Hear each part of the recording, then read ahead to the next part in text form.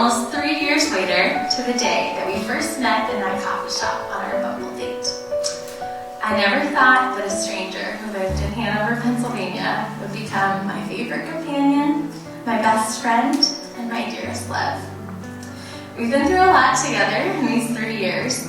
We jumped right into meeting the family, navigating my slightly busy social life, and understanding the many emotional moments of Amy Nichols.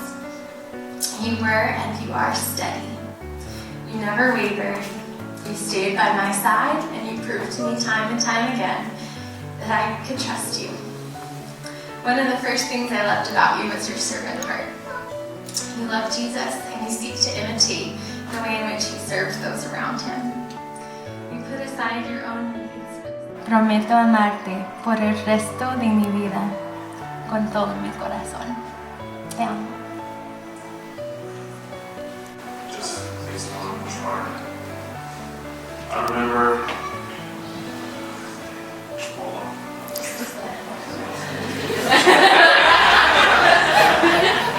Bad fingers. I know that I talked about this a lot, but remember that morning when I was about to go to take that test. You were just sitting outside. You were waiting for me, and I was driving away, and my heart just melted because I know that you gave me just the courage to take those challenges. It just made my heart the privilege.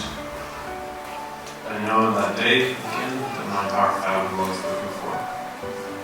My dearest love, I cannot promise you perfection or a life without challenges, but I do promise you to do my best, to always make you laugh.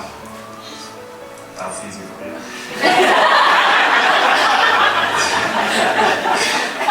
To be there for you, to root for you, whatever challenges you take on. And I promise you, in a room full of people, to always keep my eyes on you.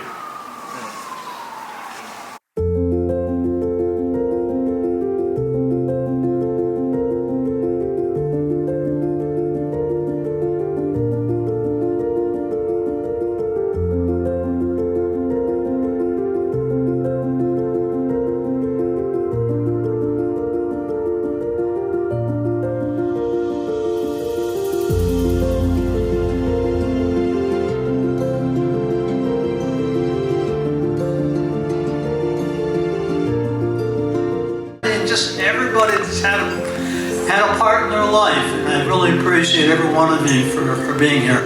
I think about where you've traveled from, people from all over the world are here. It's just amazing. And just how we share, a lot of us share that bond in Christ. And I thank you for sharing in Amy and Chris's bond that they made. We're in the bond.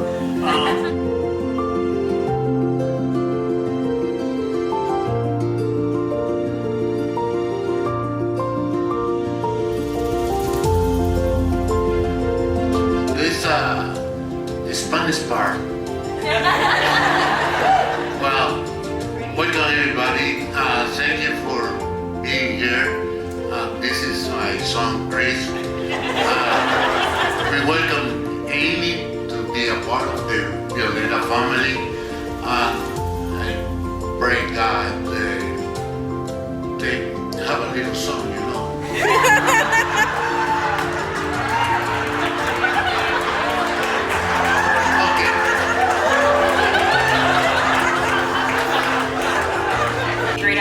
For me to do the speech in Spanish as well as English, but with my pregnancy brain, even Duolingo couldn't help me remember. So,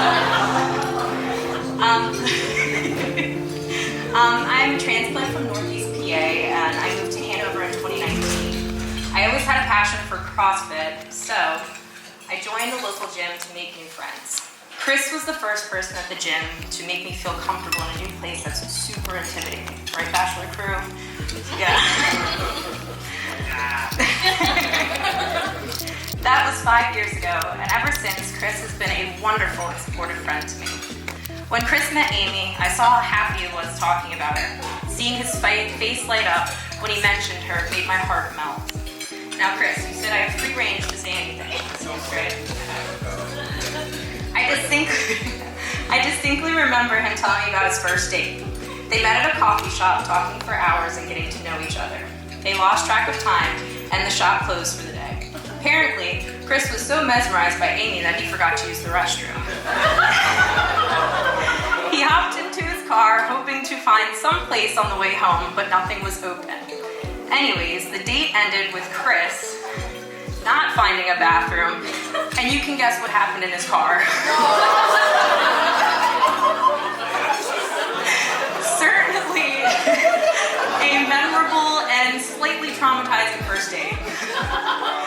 He actually was on the fence about a second date but he let the nerves get the best of him.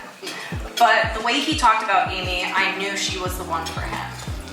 So I insisted he see her again, and he listened for once. Now, we are here, so I have to take just a little credit for this beautiful evening. Seriously, you two are truly incredible people and are made for each other. I am so unbelievably happy for you both and honored to be a part of your special day. Now, to be a good sport, I'll take a shot at 2 Spanish phrases. Viva las novias and felicidades. So cheers to the bride and groom. Thank you.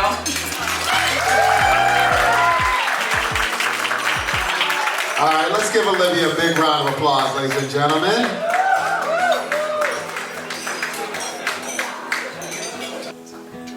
All right, thanks everyone for your patience. I was gonna try to do this without looking at my phone, but please bear with me. So for those of you who don't know me, my name is Julie. I am Amy's little sister. And I'm so happy to be here with all of you celebrating 2 of the best people that we all know. And I can tell you that I know a lot of us have been eagerly anticipating this day, but I'm gonna say I've been anticipating it a little bit longer. So I met Chris about a month after Amy and him officially started dating around his birthday. I was tasked with vetting him to make sure he wasn't a psycho. He did pass. And then the second time I met him, he did a great job meeting our whole extended family at our 4th of July celebration. Shout out, Nichols! But the third time I met him is really the one that sticks the most in my mind. The date was July 17th, and that was the day that I opened up the Notes app on my iPhone to start writing this speech, because that was the day that I knew these 2 were going to marry each other. So, I'll go into how I knew that, but first I want to talk about my big sister and what makes her so amazing. So, for anybody who knows Amy, you can imagine how amazing of a big sister that she is. So, we are very different. When I was young, I was painfully shy. So, when the doorbell rang, Amy would run to the door to greet whoever was there, and I would run to my bedroom to try to avoid them for as long as possible. We make jokes that I didn't talk because Amy was always talking for me. Well, that might be some truth to that. I also think that was just Amy's way of looking out for me even when she was only 4 or 5. And she's been looking out for me ever since. And I can't look at her because she's gonna make me cry. All right. So Amy was the sort of sister who always loved fully and completely. I was cleaning out the attic the other day and I found this note that she wrote me when she was 9 years old on Valentine's Day, and it said, I quote, "I love you, I love you, I love you. Did I mention I love you?" And then she added with about 20 X's and O's with a PS that said, "There's no spaces between these X's and these O's because that's how much love we share together."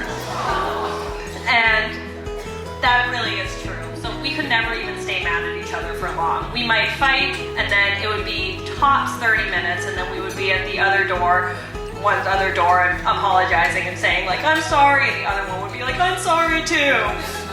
And that's really just been our whole relationship since. We've just gotten closer as we've gotten older, and no matter if we're going on a fun sister trip or we're running errands, Amy is one of the people I feel most safe with and most encouraged by, and who I still share the most love with.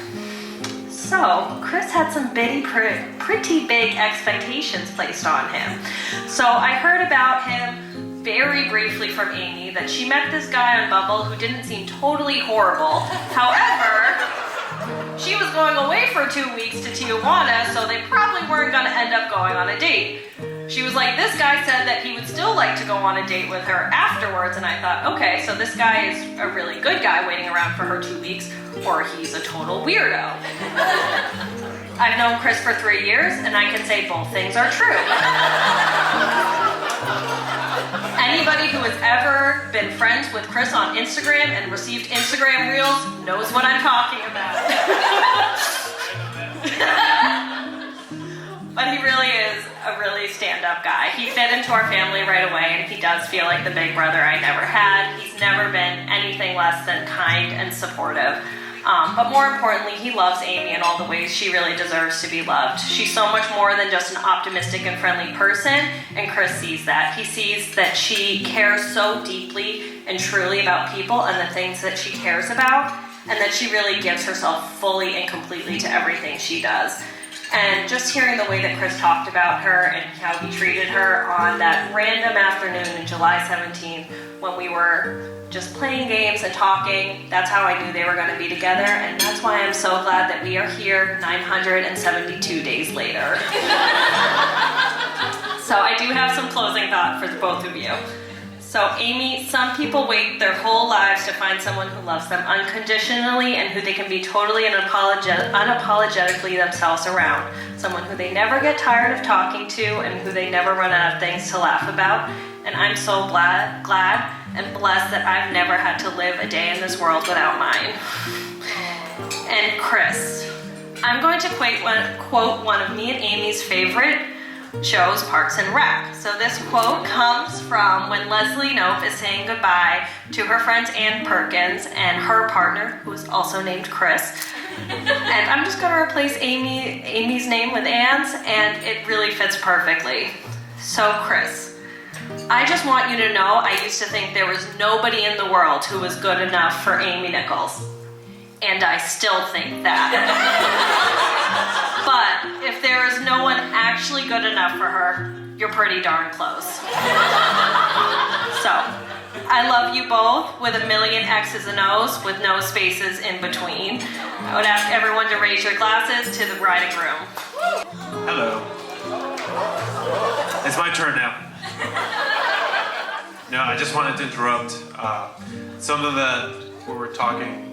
2020 was a very hard time. You know, a lot of memories should have happened but never happened. I know this is a special day for us, a special day for all of us. But I believe that is also time to create new memories, something that you've never had. So, do you want to say it? You can say it. Sure. So obviously I'm still crying from my sister's speech because she's one of my favorite people in the world. And one thing that she always said, she had a lovely wedding, married that wonderful brother-in-law of mine over there, Tway, love him so much. And my sister's one regret from her wedding was that she never got to dance with our father on her wedding day. So I would like Julie to come up here and finish the dance with our father.